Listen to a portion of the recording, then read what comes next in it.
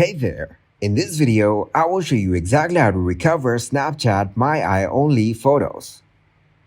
First of all, open the Snapchat app. Now open up the Snapchat, click on your profile icon from the top left corner.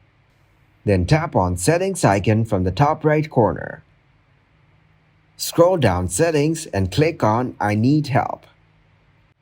Here in Support, search for My Eyes Only. Then click on I have lost snaps that I have saved to My Eyes Only.